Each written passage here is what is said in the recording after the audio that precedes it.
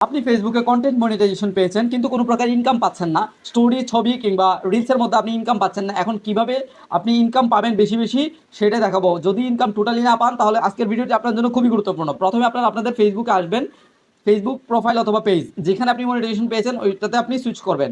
তো আমি ফেসবুক প্রোফাইলে যেহেতু মনিটাইজেশন আছে, সো এখান থেকে আপনারা প্রফেশনাল ড্যাশবোর্ড অপশনের মধ্যে একটা ক্লিক করবেন। তারপর এখান থেকে মনিটাইজেশন অপশনে একটা ক্লিক করবেন।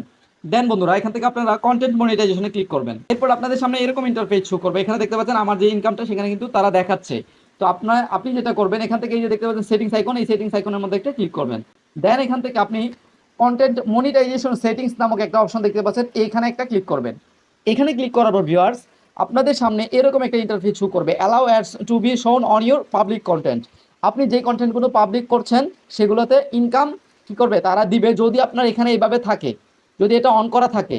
আর যদি আপনার এখানে এটা অন করা না থাকে, এটা যদি অফ করা থাকে, এটা যদি এরকম অফ করা থাকে তাহলে কিন্তু কখনোই আপনার পোস্ট, ছবি, রিলস কিংবা ভিডিও, লাইভ কোনোটাতেই কোনো প্রকার ইনকাম কিন্তু তারা দিবে না। ফেসবুক কর্তৃপক্ষ কোনো প্রকার ইনকাম দিবে না। সো আপনারা সব এটাকে ইনেবল করে দিবেন, এরকম অন করে দিবেন। তাহলে কিন্তু আপনার পেজের মধ্যে বা প্রোফাইলের মধ্যে ইনকাম চালু হয়ে যাবে এবং আপনি কন্টিনিউ ইনকাম পেতে থাকবেন।